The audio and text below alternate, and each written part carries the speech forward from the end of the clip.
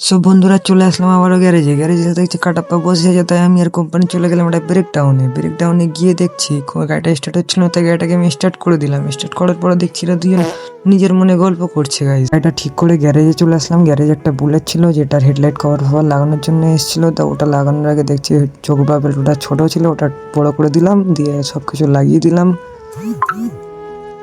লাগানোর পরেই আমাদের কাটাপ্পা দেখছি একটা স্কুটির গিয়ার বক্স খুলে ফেলেছে। গিয়ার বক্সের অবস্থাটা খুবই খারাপ ছিল, সবই প্রায় ভেঙে গেছিলো।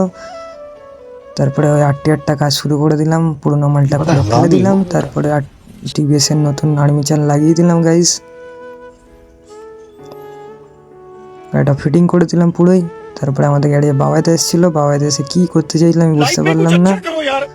বাবাইতে আখের রস খাওয়ালো সবাইকে, আমি একটু খেয়ে নিলাম। তারপরে বাবাইদার গাড়ির ওয়ারিং করা শুরু করে দিলাম ফকলাইটের জন্য। দেন গাড়িটা ফকলাইট লাইন করে দিলাম।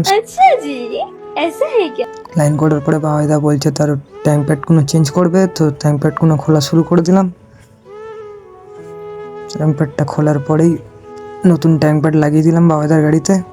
বাবাইদার গাড়ির কাজ করার পরে আমরা চলে গেছিলাম খেতে। খেয়ে এসে দেখছি গাইজ একটা স্কুটি ছিল যেটা চার্জ উঠছিল না ব্যাটারিতে, তার চার্জারটা প্রবলেম ছিল। গাইজ চার্জারটা চেঞ্জ করে দিলাম, আমরা নতুন চার্জার লাগিয়ে দিলাম। গাইজ যদি ভিডিওটা ভালো লাগে তাহলে চ্যানেলটাকে লাইক, সাবস্ক্রাইব ও ফলো করে দিও গাইজ। আজকের জন্য এইটুকু।